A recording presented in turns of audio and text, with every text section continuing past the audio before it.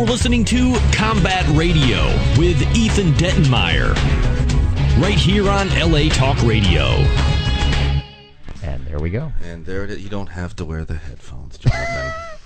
He actually looks pretty good in them now. You know. Welcome to Combat Radio. We've got so much business to take care of. First of all, Combat Radio Presents with Universal begins March 27th. Be ready. Find information for that on our Facebook, on combatradio.net, which is a dynamite webpage. All kinds of archived special features, interesting articles written by the celebrities that have been in and out of the studio that have contributed to it. It's a very interesting website, if I say so myself. CombatRadio.net, and also check our Facebook for news for Combat Radio Presents. Last night, we actually had what would be considered Firebase Roosevelt. It was an impromptu gig. I was supposed to have dinner with the owner of the station, Sam Hassan, who, thanks to his vision, we have a show here. The station is prospering, and it's all due to him. And I was supposed to have dinner with him. I wanted to surprise him and go to this event. But for those of us who were present, caught something actually really special last night at the haunted Roosevelt Hotel. It was it actually was rock and roll in every sense of the word. What happened was last week we had two very fine guys, Matt and Greg DeBolt of the band 66. They run the library bar in the Roosevelt Hotel. They were here making drinks with some of our guests, members of Gene Lift Jezebel, Marco Mendoza of Whitesnake. They were all in last week. And walking out, we said, well, let's just do an impromptu gig, an acoustic gig in the library bar at the Roosevelt Hotel. Well, we tried to keep, everyone was up for it. It was a secret thing, and I'll get to you in a second, Jonathan. I'm sorry I'm rambling here. But it was one of those things where it was on, then it looked like it was going to be an avalanche of people, even though we weren't telling anyone. The fire department said, no way. And actually, I have to give props to the general manager of the Roosevelt Hotel, Mr. Jacinto, who really stepped up, and I think he's a little bit rock and roll himself, who finally said, how many people are here? Do they've got their guitars? All right, we're going to open up this special room for you and let you do it. Because it didn't look like there was a gig going down. And for those of us that were fortunate enough to be in the right place, you got some great hospitality, and you actually got to see James Stevenson, who took a break from his tour with the Sex Pistols, played with the Cult. His moniker is that he's played with 72% of the world's bands. He's played in everyone from Generation X with Billy Idol, the Cult, the Alarm. Anyway, you got to see him and Jay Aston, and then he did an impromptu show for about 20 people, which was a really cool moment. And props off to both Greg DeBolt of the band 66, Matt, who runs the library bar, Jacinto, who was a champ, James Franco and Woody. Woody is actually the manager who runs the room. He put all the equipment. They put like a mash unit of equipment together. We have this equipment. We can go borrow that equipment. They were borrowing equipment across town, mixers and stuff, to put this show together. Now that I got that out of the way, special thanks to the Roosevelt Hotel. Get your ass over there and have a drink. Great place. Now, let's do a round of introductions. With me, of course, ladies first, is our co-host, our intrepid co-host, Ida Rodriguez. How are you? I'm well. How are you? Fantastic. Texting and IMing tweeting. people as always, tweeting about tweeting what's going on, about how hilarious we are. Next to her is the man of 1,000 faces. You know him from Buffy the Vampire Slayer, Angel, a million other things. The modern-day Lon Chaney. Thank you. Camden Toy, another survivor of last night. You. And then with us is actually one of our favorites, a guy we've really respected for some time. He is an exceptional artist, a complete visionary, one of the best directors working today. And what else can you say about the guy except he kicks ass? Literally, he came in here and almost kicked all of our asses. Starting with you, I yes. think it was, You've known his work in the films such as My Cousin Vinny, The Whole Nine Yards, Clue, too many great movies to name. Director Jonathan Lynn, how are you? I'm fine, thank you, and thank you for that over-the-top introduction. It is what it is. But, it's funny, because I got to tell you, you walked in, and you're my kind of guy, I can tell by the way, you got my sense of style, but you walked in and you're like, why am I here again? What? And I said, well, you're here to do this. Why? What are we going to talk about? I said, you. And you're like, oh, come on. Like there's got to be something else. It's true. I have no idea why I'm here, but thank you for asking me. No, you're here because of the exceptional work that most of us have grown up on. I mean, it's all fantastic, and some of it's won some Academy acclaim. Would you say? Marissa Tomei won the Oscar for My Cousin Vinny, which was very cool. I was very happy for her that she won that. Did she thank you at the podium? I can't remember. No, actually, but unbelievable. The ingratitude in this town. I wasn't going to mention that, but I suppose. Did you tell her that you fired Meryl Streep to put her in the part? No, I didn't tell her that. Well, now the cat's out of the bag. Okay, yeah. The bureaucracy of it. I'm just shocked. But that actually is a fantastic movie. I just saw Joe Pesci in Goodfellas, and I said, this guy, just the other day at some like strange hour. Yeah, just saw it too. Yeah, did you? Yeah. You know, that's one of those movies. No matter how many times you see it, if you catch it in the middle, you start watching it again. Yeah, it's like, you've done a few movies like that, but you worked with him and My Cousin Vinny, and you said he was great to work with. Great actor, wonderful actor.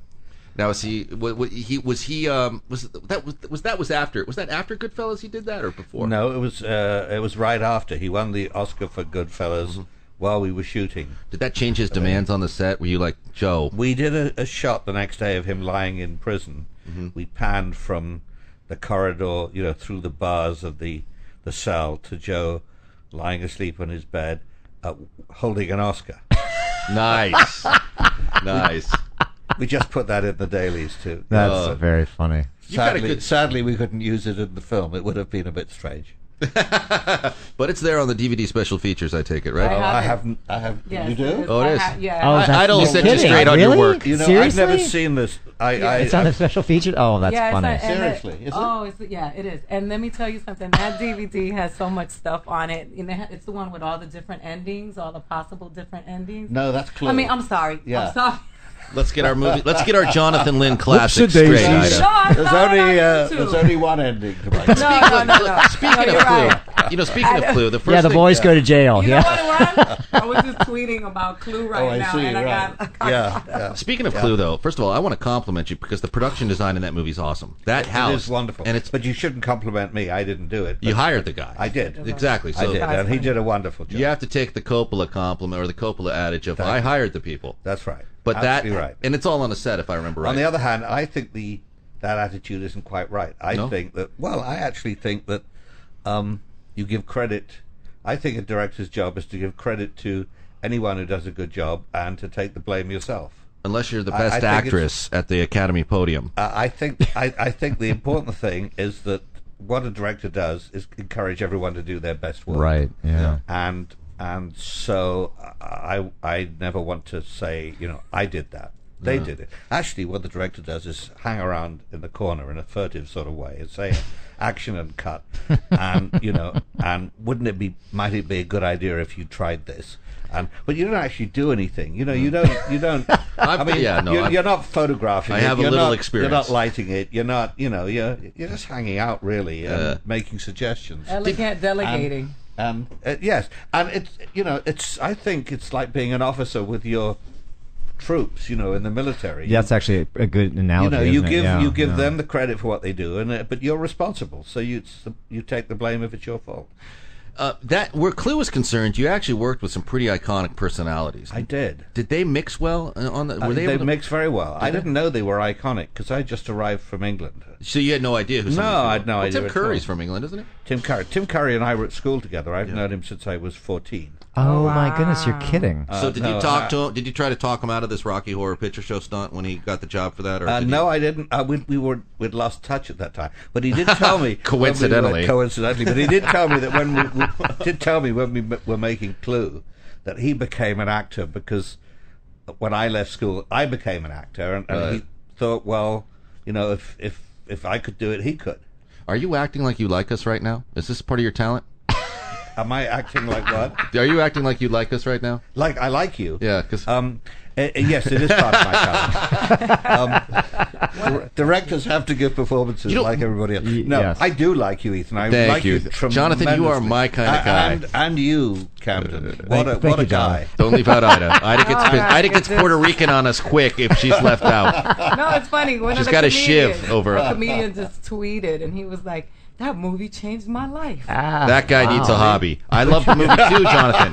Jonathan, I love the movie too, but Clue is not a life-changing. No, it's not a life-changing. No. Here's the thing, though. I really like. I sometimes go to film schools and people say to me, Clue is my favorite movie, and I think, haven't you seen The Godfather? Yeah, really? Haven't you seen Lawrence of Arabia? I mean, or the Seven Samurai, or during a time when those movies. Well, I gotta give you credit. It's a good movie. It's a fun movie. And great actors.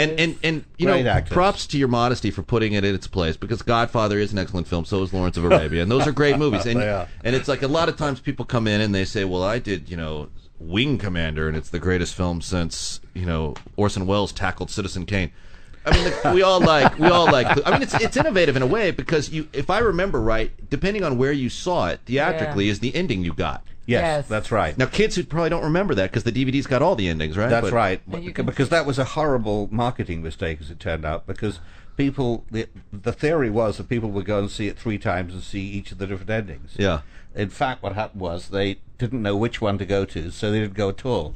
So, in fact, it didn't really become a success. So they didn't it was on they didn't really video. They didn't really and label when it was on each video where. with all the 3 endings together, then you could see that it was kind of clever, because all the 3 endings worked.